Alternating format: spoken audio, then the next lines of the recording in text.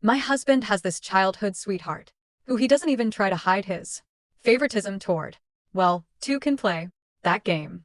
So, I reconnected with my own childhood neighbor when my husband wanted to lend his family heirloom bracelet to his friend to help her look good at an event. I decided to strike first.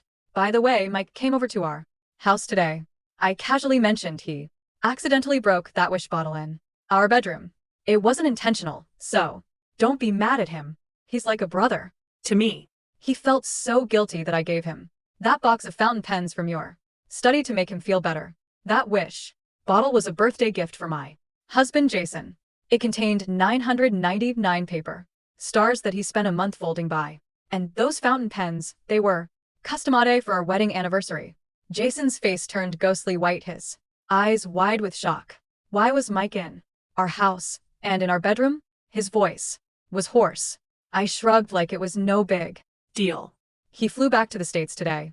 I picked him up from the airport and invited him over, gave him a tour of the place. We're childhood neighbors. It's totally normal. But he broke my gift too. You, Jason shouted, barely containing his anger. I rubbed my ear with annoyance. I know. Why are you yelling? It's just a glass bottle. If it bothers you that much, I'll buy you another one. Jason's hands balled into fists. Is that the point? There were 999 star, each one, folded by me with love notes written on them. Do you care so little about them? And you gave him our anniversary gift. What exactly is going on between you two, Emma? Do I even matter to you anymore? Oh, he's getting upset now. I clicked my tongue disapprovingly. Come on, don't be so petty. I already told you we're just neighbors. I only see him as a brother. If there was something between us, it would have happened long ago. Why would I have married you instead? Saying those words felt incredibly satisfying. Then I quickly switched to a gentle, loving tone. Honey, don't overthink things. You know, you're the only one in my heart. Let's stop arguing. I'm tired and going to bed. I ignored Jason's gloomy expression and got up to leave, but he suddenly grabbed my hand. He examined my face, carefully searching for something. I maintained a calm expression while he studied me.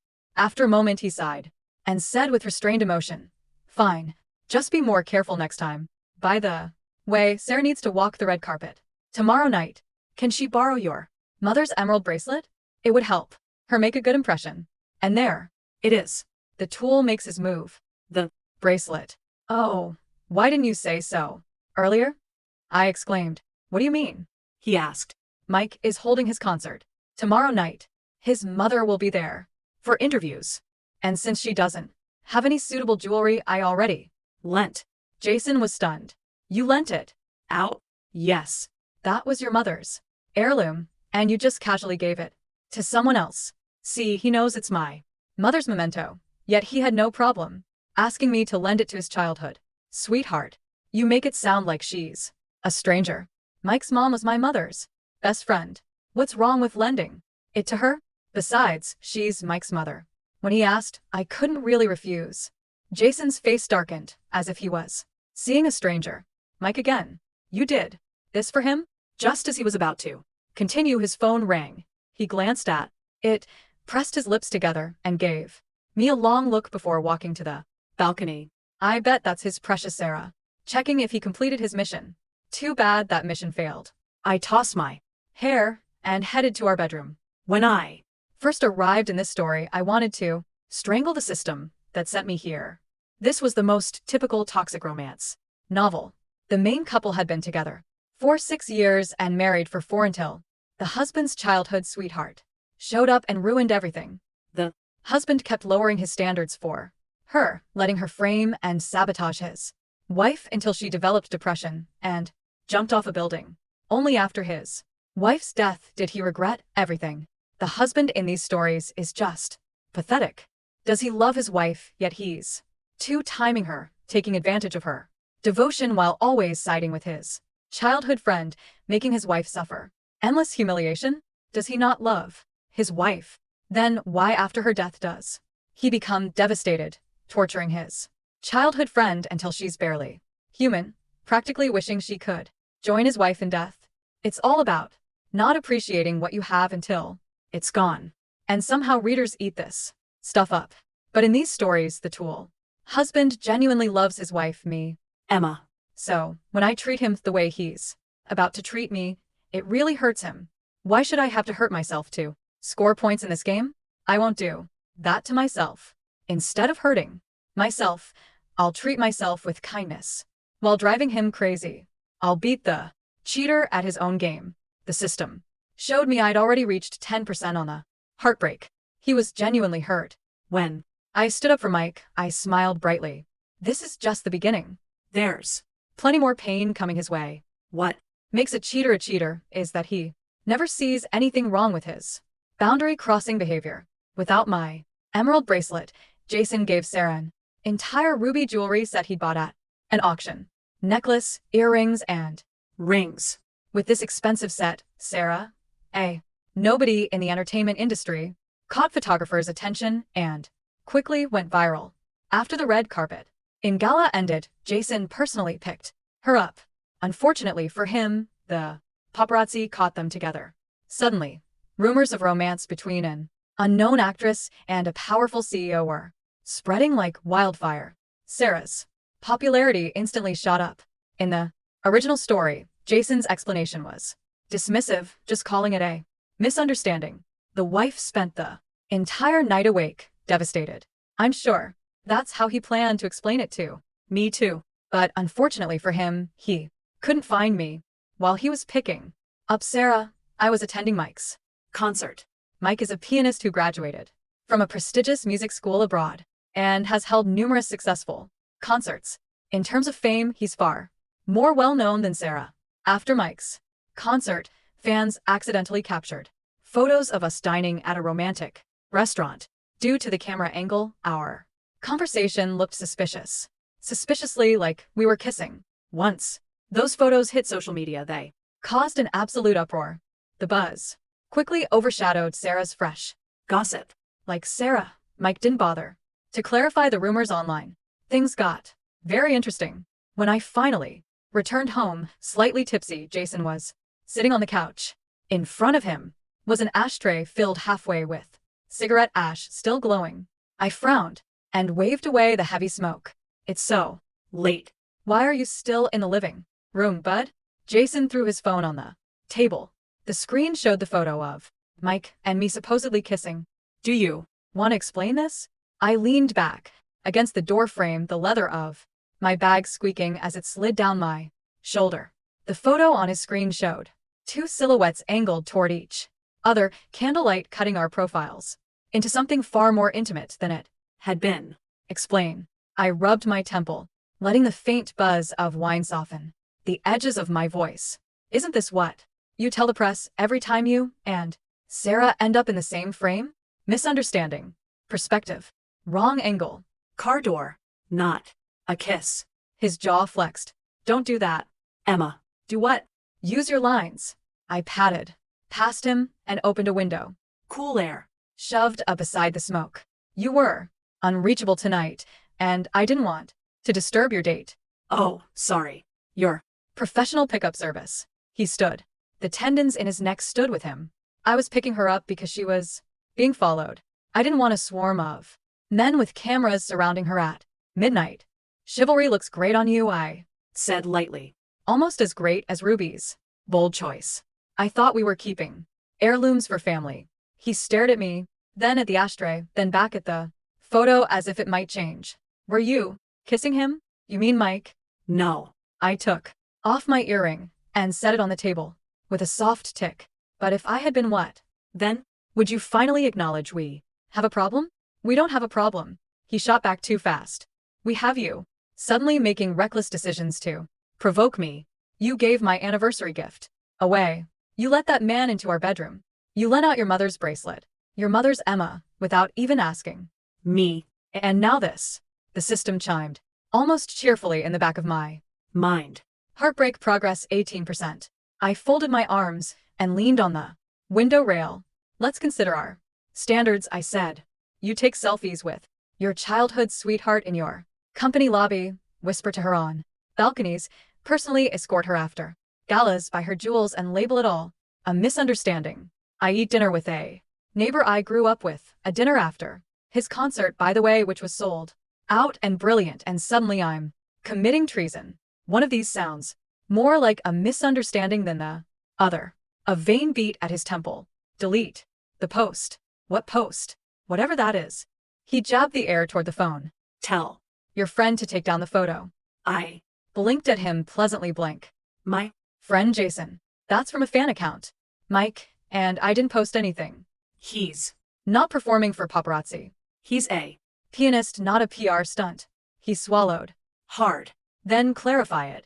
I smiled. I'm sure Sarah will handle clarifications.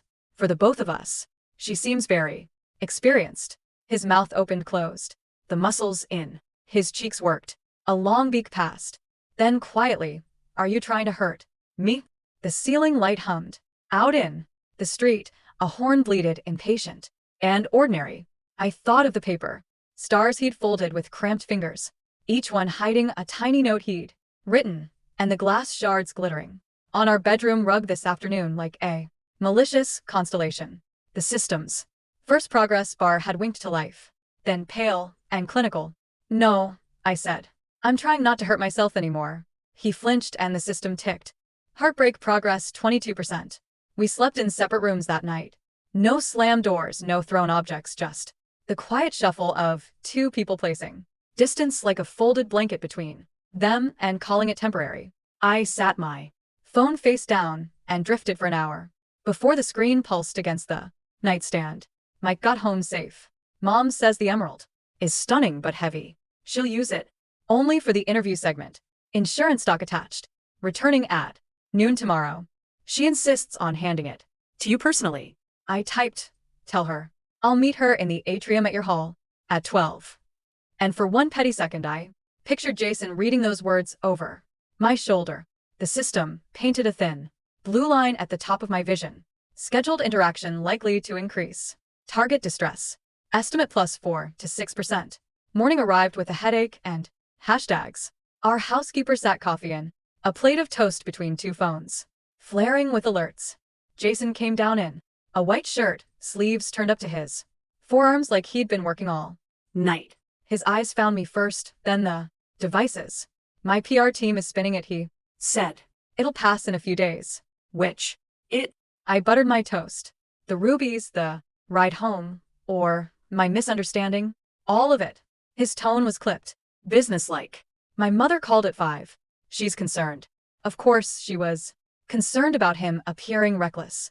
About investors reading weakness, about an unnamed girl climbing on the scaffolding of our name. I sipped coffee. Let's ease her mind, Ben. I said. Well, announce a trial. Separation. The cup clicked against its saucer. His chair didn't move, but everything in him did. No, it's logistics, Jason. I kept my voice gentle. We live in the same house. We attend the same functions when necessary. We maintain polite distance. 30 days. You handle your public relations. I handler mine. At the end, we reassess. He stared at me like I'd suggested amputating a hand to save a paper cut. We are not separating. We already did. I said quietly and watched. The words hit him. Last night you just didn't sign a press release. His breath frayed. The system tallied. Heartbreak. Progress 27%. My phone buzzed again. This time a tabloid alert lighting the screen with a delicate tact of a bulldozer. Unknown. Starlet escorted by Griffin Group CEO. After gala exclusive video inside. The preview frame showed the rear door of his car in a sliver of Sarah's red dress. He reached for my phone. I slid it under my palm. A tiny childish movement I didn't apologize for. I've got a noon appointment, I said, returning my mother's bracelet. You remember her best friend, son? He asked. Me as a favor. You're doing this despite me, he said through his teeth. No, I stood and smoothed the hem of my blouse. I'm doing this because I'm done asking permission to be treated with basic consideration. His laugh came out wrong. Too sharp. Basic consideration. Is that what dinner with him is now? Consideration? Considering how many dinners you've scheduled with your old friend, I think one is a fair baseline. He pushed his chair back, so suddenly it shrieked against the tile. You're enjoying this. I'm surviving it, I said, and picked up my keys. Traffic was loud, the city sun unkind. In the atrium of the concert hall, Mike's mother stood under a cascade of glass bulbs.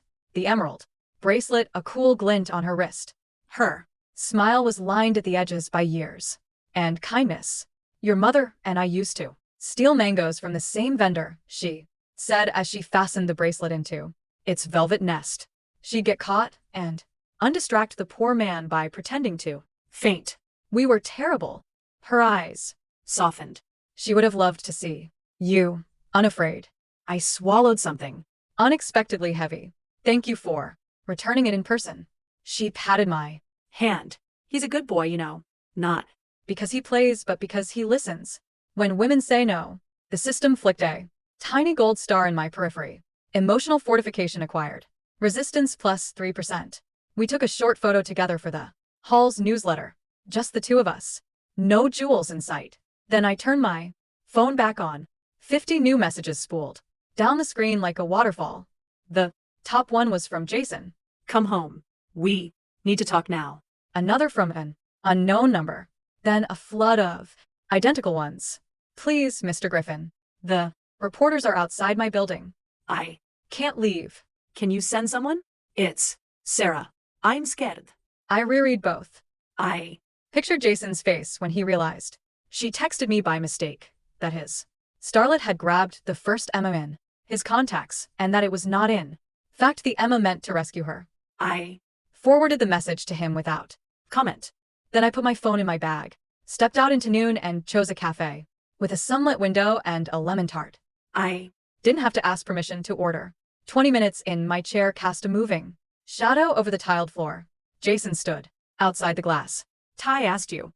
I searching the room like a man who'd lost something he'd assumed would always be there. He came in breathless and angry. And raw. We're leaving, he said. Now I dabbed powdered sugar from my lip and lifted my gaze to his. We're home. We need to fix this. That will depend on your definition of fix. I said sit. You can have a bite. It's sweet and a little sour like truth. He didn't sit. His phone vibrated in his hand, the screen lighting with Sarah's name again and again and again. Answer her, I said softly. Be her hero. He stared at the phone. The system hovered, waiting, counting, calculating trajectories. Neither of us could see yet. Heartbreak. Progress 30%. He swiped to accept, lifted the phone, and then I still on mine. Let the call. D. His voice, when he finally spoke, was rough. I don't want to be anyone's hero but yours. The cafe hummed. The waiter set down a second fork without being asked, and somewhere outside, a siren wailed. My lemon tart tasted like a decision I hadn't made yet. Then the door chimed again and 3 camera flashes burst white across the room. The first headline of the next hour was born. In that light, the first flash stunned the lemon glaze into a sheet of white. The second caught Jason mid-breath, hand half extended toward mine like a man being arrested by light. The third belonged to someone who had elbowed between 2 strollers to get a clean shot through the cafe window. A waitress cursed softly. Cutlery chimed. Sir, ma'am, over here. Are you two reconciling? Is Griffin Group sponsoring Miss Hale's debut? Did you buy the ruby set for her rear wife? Jason slid instinctively in front of me, the way he always did when a car backed too close. At a crosswalk. Jacket off, shoulder squared, a shelter where there hadn't been one a second before. A few more flashes popped against his shirt as he held the door for me with one arm and turned his face to shield mine with the other. We're leaving, he said again. Lower now, not at me this time, but at the cameras. I didn't argue. The hallway outside the cafe was a tunnel of question marks. The sidewalk, a throat of sound. We moved through it together, his pal and anchor at the small of my back, my spine stubbornly refusing to lean into it. The car door shut on the last shutter click. For a block we said nothing. His hands were at 10 and 2, white at the knuckles. He took a breath. Emma. About the statement. What statement? The one you floated at breakfast. Trial separation. Don't do that. Let me fix this. I'll handle the PR. I'll return the ruby set today. I'll put out a release. Mental relationship. Only. Inappropriate optics. My fault. All his throat worked. Cut ties with Sarah until it dies down. The system. Unspooled a ribbon across my vision. Proposed concessions detected. Effect on. Target distress, variable. Accepting. Reduces immediate distress. Increases. Long-term remorse potential. My phone. Hung on my lap. I turned it over. My Name, my own name, not a tabloid handle. Trended third. The cafe photo was already there. We look like a couple on the verge of either reconciliation or detonation. and in a small box in the Corner. Sarah's live went silent midsa. Her stream had crashed from too many watchers. I'm not making a threat. I Said it's a boundary. 30 days, no spin. No half-truths, no jewelry is PR. You do whatever is necessary to untangle this. I gestured vaguely at the phone. The streams, the cacophony. I'll do the same. We don't need 30 days. We need clarity, I said, and open the notes App. While the city slid past, I typed a press statement with the calm of a surgeon, stitching while the room burned. In light of recent speculation regarding our private life, Jason and I have agreed to a 30-day period of separation to reflect on our marriage with respect and privacy. We remain committed to treating one another with dignity. We Ask for the same. I read it aloud. he Flinched at the word separation. the System chimed. Heartbreak progress 36%. Posted from your account, I added. he Glanced at me, jaws said. You want me to announce I'm losing you? I want you to announce you're willing to think before you break something that takes years to build. He didn't answer. but When we pulled up in front of home, his phone buzzed twice. PR mother, and then, again. He exhaled, opened my door, and followed me in. In the foyer, the morning headlines lay like accusations. He watched as I went upstairs, pulled a carry-on from the closet, and set it open on the bench at the foot of the bed. You're moving out. I'm moving to the guest house, I said. I'm not dramatic enough for a hotel, and I don't want strangers knowing my room number. He stood there, as if sheer presence could hold me to the carpet. I rolled sweaters with calm precision. When I lifted the jewelry tray, the box was lighter by an entire marriage. My Wedding band sat beside it, a polite circle of silence. I slid both into the safe. Jason made a small broken sound. The system tallied. Heartbreak progress. 41%. He swallowed. If I post that statement, will you? Will you answer my calls? I'll answer every call that isn't about her. He nodded, the smallest, angriest nod I'd ever seen, and left me to the soft geography of my suitcase. By noon, my statement lived on both our feeds. His caption was the same as mine. The comments split into tribes. Team Emma, Team Nobody, Team Burn It Down, while the investors sent emails with a worried politeness of people who believed capital could be allergic to scandal. I Ate a sandwich I could taste, and then walked alone to the guest house. The guest house smelled like pine and laundry detergent, a place where nothing bad had been said. I made the bed with sharp corners, unpacked half my clothes, and none of my guilt, and opened the old shoe box on the nightstand. inside a Handful of paper stars I'd rescued from the shards, edges crimped with his fingertips. I unfolded the top one. It was his handwriting, smaller than in his day-to-day, like he tried to fit feeling into the smallest possible space. I will learn to say no to Sarah, even when she insists. I will choose you first. The system did not chime. It didn't need to. At 3, my phone lit with a call from PR, asking if I would appear at a previously scheduled event that evening, a scholarship fundraiser for the conservatory Mike had graduated from. It is tasteful. The woman promised no red carpet, just donors and a few students. Miss Lark, the dean, hoped you'd say a few words about legacy. Legacy? my Mother's bracelet weighed its velvet box in my bag. I said yes. I wore black and emerald in a smile that did not give away anything important. Mike played Rachmaninoff so tenderly that 80-year-old bankers pretended they had allergies. When the dean asked me to speak, I kept it simple. Legacy is what you loan and what you return, I said. What you give, without asking how it makes you look. my Mother's best friend taught me that. so Did my mother. I'm trying to learn it. Again. After Mike found me by the catering station, hair damp with sweat, eyes amused and soft. You okay? define. Okay. He made a face. Do you want me to Clarify anything online? I can make a statement. Friends since childhood. Proud of you. That kind of thing. No, I Said. let them wonder. Mystery is good. 4 piano tickets. He laughed, then turned serious. He hurt you. He is. Hurting, I said, and recognized the truth of it, even as I steadied myself. On the table. I'm not here to kill him. I'm here to stop dying by inches. The system glowed. Heartbreak progress 45%. Secondary metric unlocked. Self-preservation stabilized.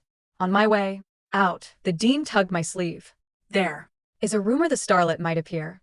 She whispered. For publicity. I told them, no, this isn't that kind of stage. It landed later, just before midnight, the video that would aerosolize everything. Not from a Tabloid, not from a rival. A makeup artist had posted a story and didn't hold the button long enough. 10 seconds. Of off, camera laughter, and Sarah's voice is clear as glass. Don't worry. The CEO is basically mine. He just thinks he's noble right now. Once his wife signs a separation, he'll follow. I Told PR to bury that piano's picture. Make her look cheap. He's already bought me jewelry.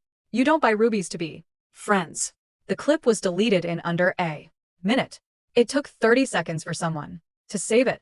I watched it twice, then a third time, hearing the part that wasn't words, the absolute confidence. I Forwarded it to Jason. the dots. Appeared, vanished, appeared again. I'm Already at her building, he wrote. I Heard it from someone else on the way. I'm dealing with it. Dealing with it. Could have meant anything. A closed door. rebuke. A phone confiscated by a bodyguard. A sudden silence arranged.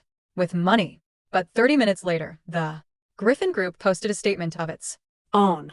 effective immediately. Griffin Group severs all personal and professional ties with Miss Sarah Hale. We do not tolerate the manipulation of press or the harassment of private citizens. We apologize to our employees and community for a lapse in judgment that led to reputational harm. No. Euphemisms, no misunderstanding. I stared.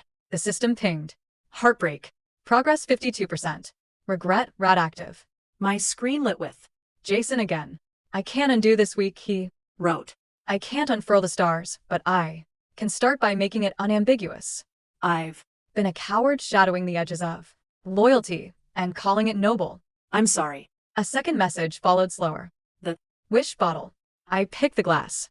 Every piece I could find. I flattened the notes that survived. If you want, we can Read them together tomorrow. Or I'll read them alone, and then get the help I should have gotten a long time ago. It should have softened me. It did in a way I refused to look at too closely. But I Also remembered the open car door, and the red dress and my own hand signing. Off on 30 days, because of anything less. Felt like asking the wolf to try lettuce. I typed and erased and typed. Again. In the end, I wrote, make a public apology to me. Not a brand. me. No press conference, no ties, just you. Saying you prioritize someone else's comfort over your wife's dignity. And You were wrong. Then we can talk about the rest. He didn't reply immediately. When he did, it was only 2 words. I will. Night folded around the guest house, quiet except for a sprinkle of raccoon feet across the fence. I lay awake listening to nothing, to everything. Somewhere in the main house, a man rehearsed a speech by failing to get the first sentence out and starting over. The system, merciless and true, ticked upward with every attempt. In the morning, the apology arrived stripped of polish. He posted a photo of the shattered glass swept into his cup. Palms, tiny paper stars clinging to his skin like they didn't want to leave. The caption was plain. I hurt my wife by refusing to draw boundaries and by excusing behavior I knew was wrong.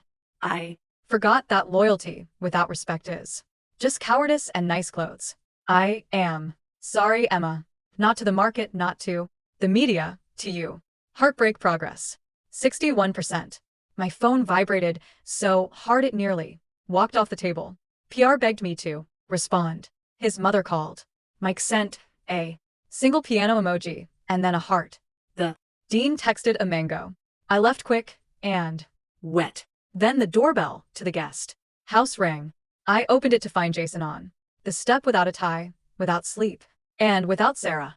In his hands was a square box I'd never seen. Inside. Nestled on dark cloth lay a new glass bottle, thicker this time, weighted not yet filled.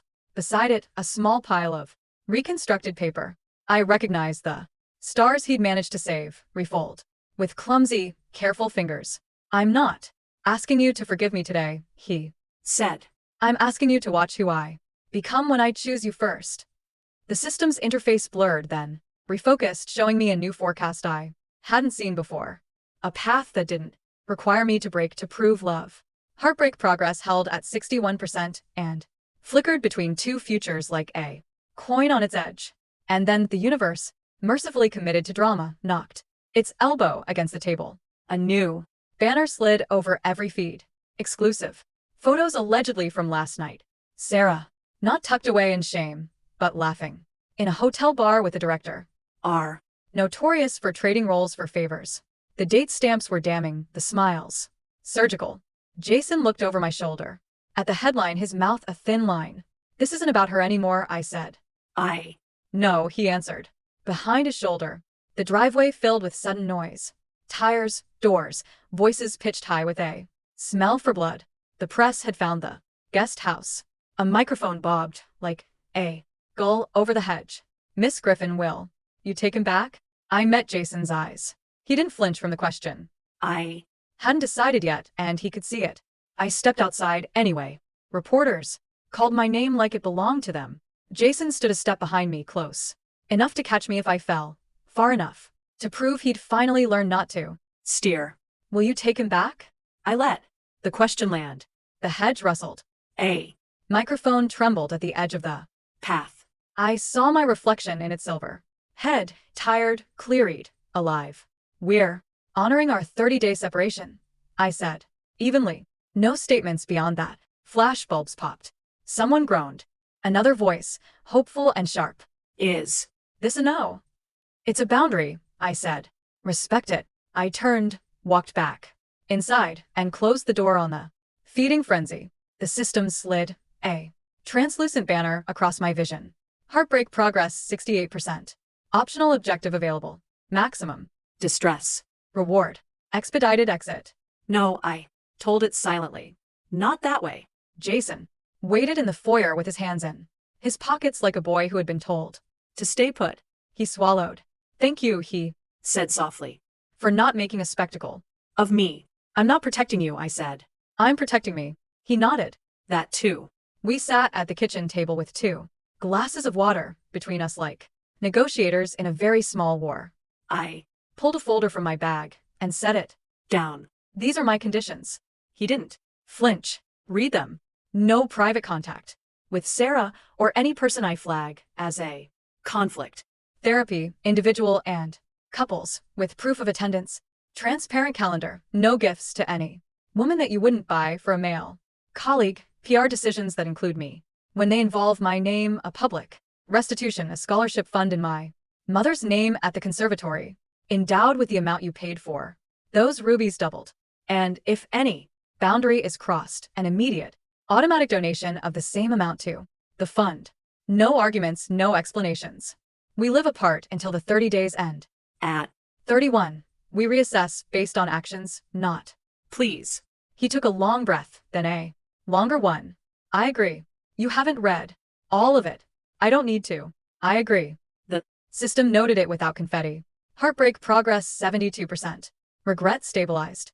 Integrity test pending. He signed while his hand shook. Mine did not. When we finished, he pressed his palm to the paper as if he could set the ink faster. Do you want me To leave now or now? I said, and surprised us both by touching his wrist.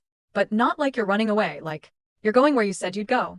he Looked at the point where my fingers rested, as if I'd set a rare bird there. He nodded once and left. The next weeks rearranged themselves with an adult, unglamorous grace. He went to therapy. I Went to mine. He returned the rubies to auction and wired the full doubled sum to the conservatory. A photo of my mother and Mike's mother, 2 girls with Mangoes they hadn't paid for, and their hair tied in scarves went up on the fund page with both women's names etched underneath the Mango Scholarship for Women in Music. The dean sent me a video of a first-year pianist opening a grant letter and sobbing into her hands. Jason forwarded me his therapy receipts without comment. He CC'd me on PR drafts and cut every euphemism that hit a boundary blur. He called at 8 each night to say good evening and good night. Sometimes I answered, sometimes I didn't. The system watched, measuring steadiness instead of spikes. At day 12, a courier delivered a small parcel to the guest house, a clear plastic envelope with star fragments we hadn't been able to salvage the week before. He'd flattened them with a patient's eye, never asked him to spend, and labeled each in the corner with the date it had been written. I opened one. I will believe you the first time you tell me you're uncomfortable instead of waiting until you break. I closed it and sat very still on the edge of the bed until my chest stopped trying to be a fist. At day 19, a gossip account posted an apology, small and mean as a pebble. We mischaracterized Mrs. Griffin's relationship with Mr. Wright. They are family friends. We regret the implications. Jason's lawyers hadn't sent a single letter. The conservatory's community had. Students flooded the account with clips of little girls at pianos. Mike's mother added a mango emoji to every thread, and the algorithm decided decency could trend for an afternoon. At day 24, I found Jason on the main house porch at sunrise, jacketless, unreadable as sparrows, argued in the hedge. He stood when he saw me, then forced himself to sit again, like a man newly trained. I'm not here to plead, he said. I'm here to report. He ticked off items as if he were ashamed of making lists, boundaries, kept, calls redirected, invitations, declined, therapy honest. When he finished, he rested his elbows on his knees. I miss you. I won't use that as a weapon. It's just true. I miss who I thought I married, I said. He nodded, and the truth didn't shatter him. It settled on his shoulders where it belonged. On day 30, the world tried to manufacture a finale. The press lined the curb at a polite distance as if respect could be rented by the hour. Pat texted, do you want a statement ready? Either way. Mike texted a peach and then corrected it with a mango.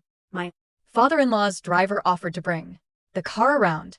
No, I typed to Olive. I'll walk. I crossed the lawn to the main house, opened the front door, and found Jason in the foyer holding the thick new glass bottle. He didn't reach for me. He didn't talk first. That alone felt like a miracle. He set the bottle on the console table and stepped back. I was a coward, he said, and I taught myself to call it love because it didn't require me to lose anything. The story I'd made in my head about Sarah needing protection was an excuse to avoid telling the truth. I like being the hero. I like being wanted without being asked to change. I don't want that man anymore. I'm trying to be one who can be trusted in rooms you're not in. The system flickered. Heartbreak progress. 79%.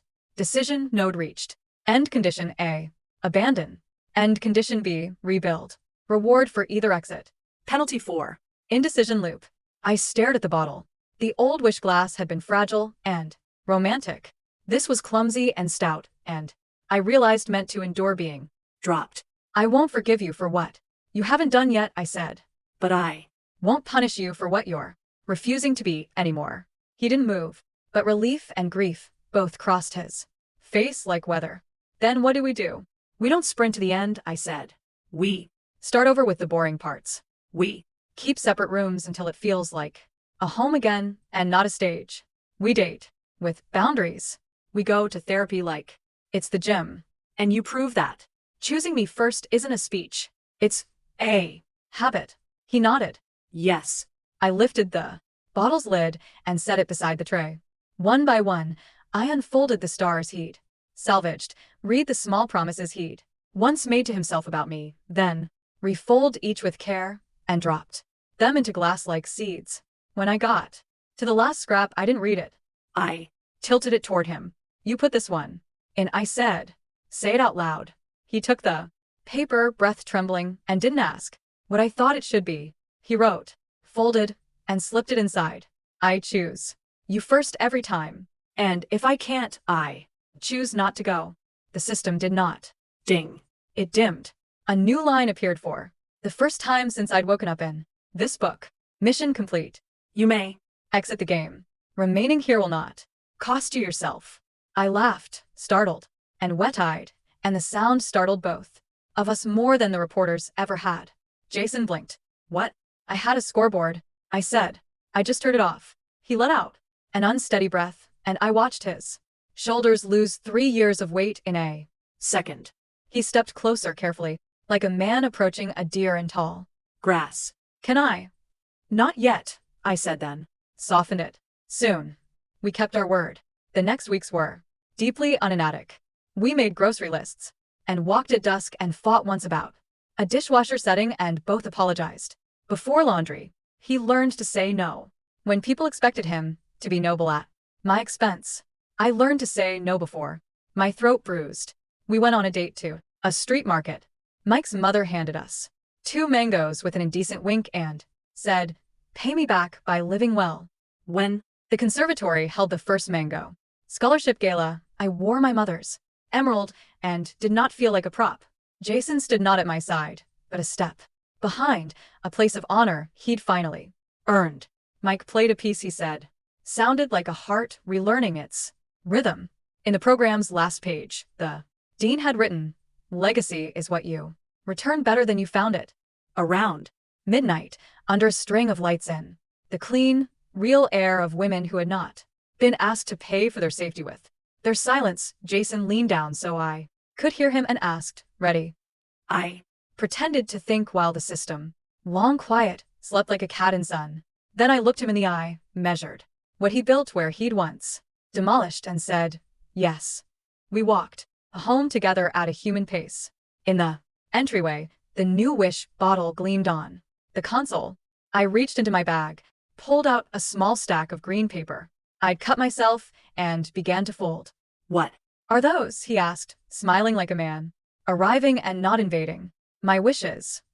I said and dropped the first one in. "Not for us." "For me," he waited. "I will not shrink to fit a version of love that I can't hold me," I said, and the paper made a soft, decisive sound against Glass. We slept in the same bed that night, our breathing learning the old duet without the old lie. In the morning, before the house had decided what mood to wear, I made coffee and opened the door to the guest house and let the light and the jasmine in.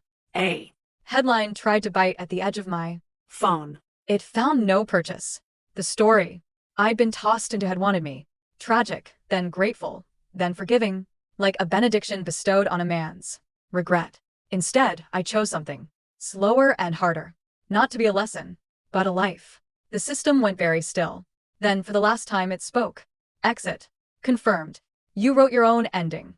I Set the cup down, took Jason's hand when he offered it without urgency, and stepped into a day that belonged to no one's narrative but mine.